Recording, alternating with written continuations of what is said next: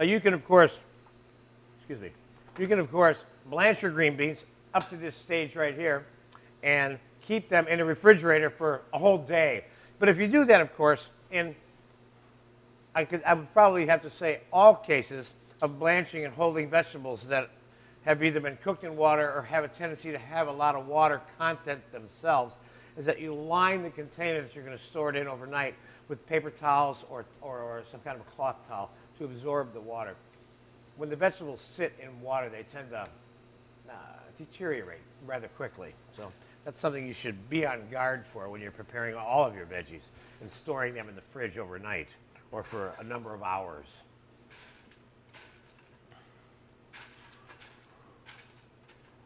Okay, I think we got enough beans there. Now, quickly, we will, I guess we'll need a little serving dinner plate, Luis, to put the finished green beans on. Now I've got the onions that have been slightly cooked in the butter. Let's take a peek at those. Richard, if you can pan down on that.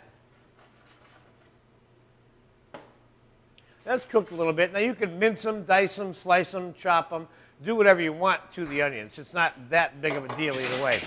And then we'll take put the green beans right in there to heat up.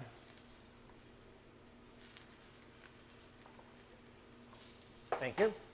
One of my favorite things to do with this particular combination, green beans, onions, a little bit of tomatoes, to add bacon fat and bacon, which I'm not going to do in this particular video, but I would certainly advise you to try it if you'd like to, you know. It's extremely good. So we're going to add a little bit of salt and pepper to the green beans.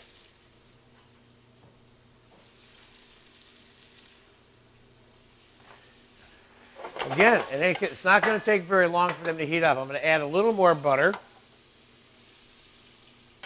Now I have some tomato concasse, which of course you have in one of your earlier videos in this course, in terms of how it's made with white wine, garlic, olive oil, salt, pepper, and a little bit of sugar. And we're going to take a little bit of the concasse, which is fairly chunky because I used canned diced tomatoes. And I'm going to chop the tomato concasse a little bit more for this particular dish. You don't want big chunks of tomato on top of the green beans. This is a small condiment, flavoring agent, if you will, you're adding to the green beans. It's not part of the green bean dish in terms of eating tomatoes.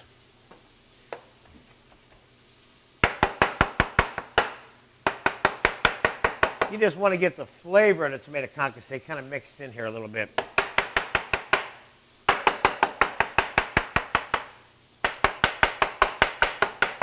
Now, this tomato concasse is so good, some people would disagree. They'd say, give me big chunks of tomato concasse on my green beans, but I don't think you need that.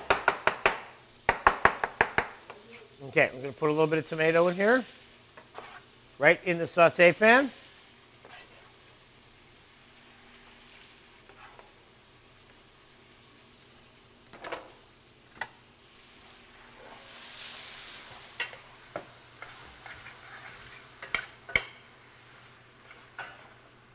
Mix her up a little bit. You're getting down on this one, Richard, okay?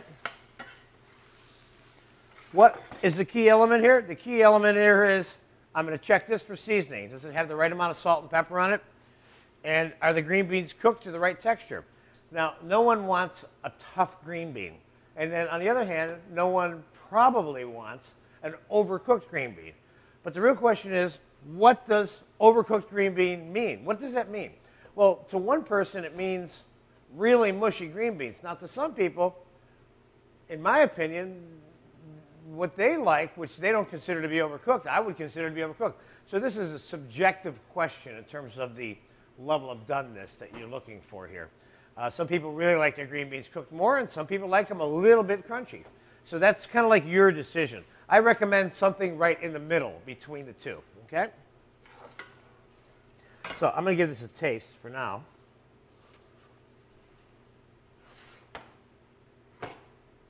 I just need a little bit more salt. And I'm going to do something else that is not in the particular recipe that I have for you that's in this DVD. I'm going to add a little pinch of chopped garlic to this mixture, which is another option. I told you I'd tell you a couple of options that you can flavor the green beans with. Garlic and tomato concasse would be those two.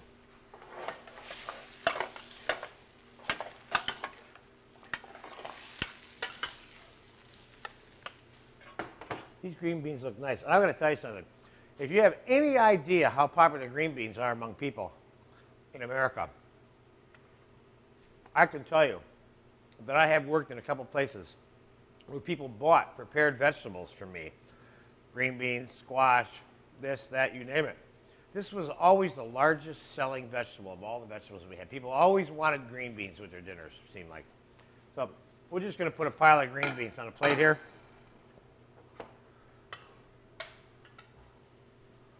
You coming down on this one, Richard? There we go.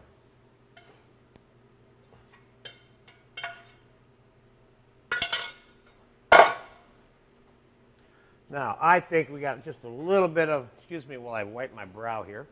I think we have just a little bit too much butter on the plate. And you just sponge it off. Remember this trick by using paper towels or a towel. If you put something on a plate that's got what you think a little bit of grease on it, just sponge it right off the plate. So there, and I'm going to throw a little bit of chopped parsley on here just for fun.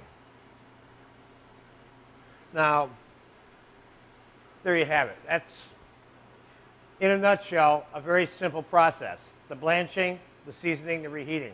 But remember what I said. A little bit of bacon with this dish is really nice. And it's fine just the way it is. So you enjoy your green beans, and I'm glad you tuned in to learn about this item.